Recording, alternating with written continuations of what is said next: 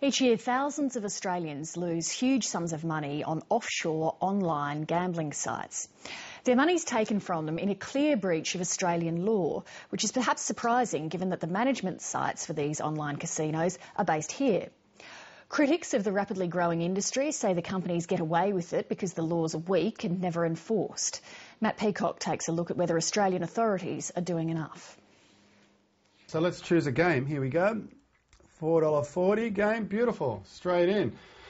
What do I got? A7. Now let's raise it up. Each day after work, James Macbeth rushes home to his Sydney flat to gamble his money, firing up his computers to play online poker. Okay, I've missed that altogether. I'm going to continue on. I'm going to bet 100 and hopefully he'll fold. I love it. I play it every day, and it's a hobby, but you know, I guess it's part of the dream to take me away one day. Raise me, so I'm going to fold. I'm going to have a look at that. Although James Macbeth is not breaking Australian law, the PokerStars site accepting his bets is.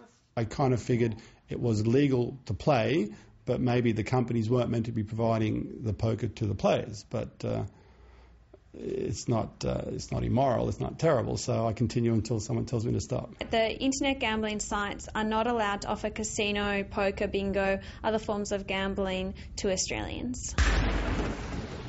But they do offer it, with Australians now accessing more than 2,000 sites worldwide, according to Southern Cross University's Dr. Sally Gainsbury.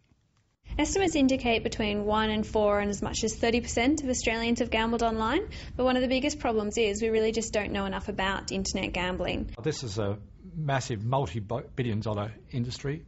It is one of the largest e-commerce businesses worldwide. And in Australia, it's about $1 billion business going offshore to illegal internet casino sites. Shane Warne, from cricket to poker.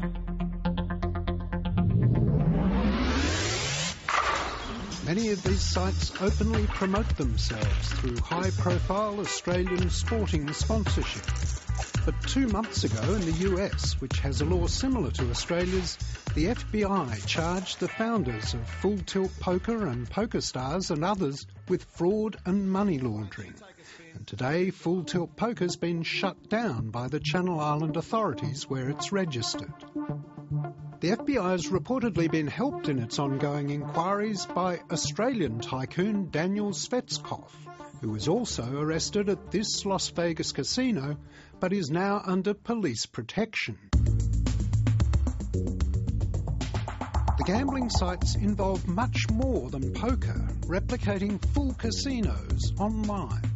And while the web servers might be registered in offshore gambling havens like this one, Canada's Ganawaji Gaming Commission, much of the actual management of these sites is big business here in Australia, with one group, Internet Trafficking Solutions Management, proudly boasting a portfolio of 23 gambling sites. The company that provides the management services for many of these online gaming sites is situated right here in Sydney's Bondi Junction. And although it's illegal to provide online gaming for Australians, managing those services might not be. This company has certainly done well, more than doubling in size in the past few years, and now moving to occupy the top 2 floors of this building. As ITSM moves to its new offices, left behind are instructions on how to sell advertising for the gambling sites, as well as staff photos, including a shot of CEO Jimmy Taylor, whom we unsuccessfully sought to interview. Hello, Matt Peacock from ABC Television. I wanted to speak to Jimmy Taylor if he's around. Sorry, not available. Could I leave my card here then perhaps, and you could ask him to give me a call? Yeah. Thanks very much. Thank you. But while Mr. Taylor isn't talking, some of his former staff, many who are backpackers on working holidays and whose job it is to monitor and encourage the online gamblers, are, with their identities concealed. Usually, the operators always have a feminine name, so it makes them more attractive, and the player is more willing to speak with them.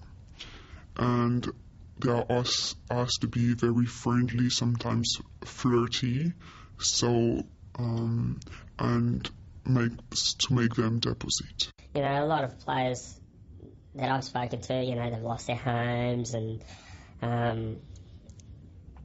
especially over in the US, lost their homes, lost their jobs, misappropriated funds from their company's credit cards and all that sort of stuff. So, it has a very detrimental effect. OK, how do you want to deposit? Journalism student Diane Cohen also worked briefly at ITSM, and she helped 730 log online to one of its linked casino sites.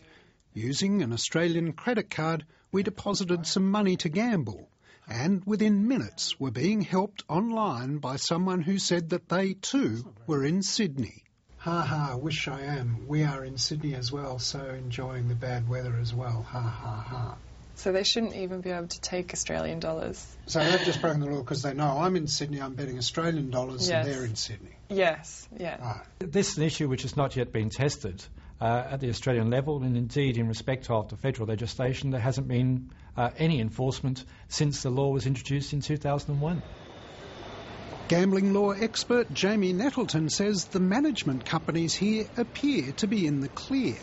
Comes down to the enforceability of the law. The law at this stage is that you're not allowed to supply a service, and that very much is focused on the company providing the service. It doesn't go so far in relation to certain of the support services. In February, Diane Cohen lodged 23 complaints about ITSM managed sites with the Australian Media and Communications Authority, or ACMA, which after more than 3 months determined that the law was being broken. The ACMA found that they were all in breach of the Interactive Gambling Act of 2001, every one of them. ACMA referred the sites to the Australian Federal Police, who said today it had referred them to the relevant overseas authorities, adding pointedly that while the law may have been broken, the matter would be more appropriately dealt with by a regulatory body. We're already at saturation levels in Australia with levels of gambling-related harm, the billions of dollars being lost. Online gambling will only make that much, much worse. Enough is enough. The current law, with local management companies apparently flourishing, is just not good enough for the anti-gambling independent Senator Nick Xenophon.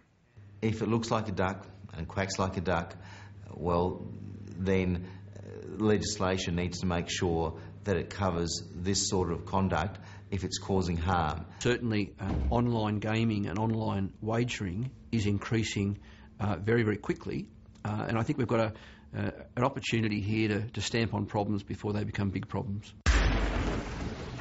The government's already announced a review of its online gambling law as independent MP Andrew Wilkie gears up for a parliamentary inquiry. Still more inquiries, according to Jamie Nettleton, who believes a local regulated industry makes more sense. Prohibition just doesn't work. This is a global industry, and even with the US, which is shutting down some of the global operators, those people the people who want to punt still can punt and will still punt, but from less regulation alternatives. No more bets, please. Matt Peacock reporting.